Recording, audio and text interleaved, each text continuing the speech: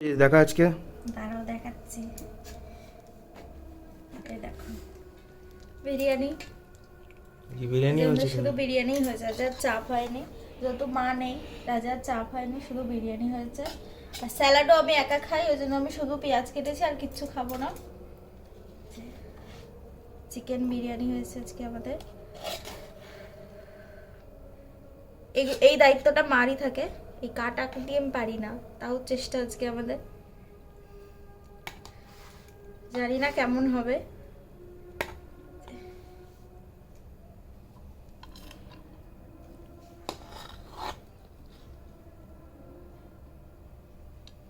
হ্যাঁ, ভালোই তো লাগছে দেখতে।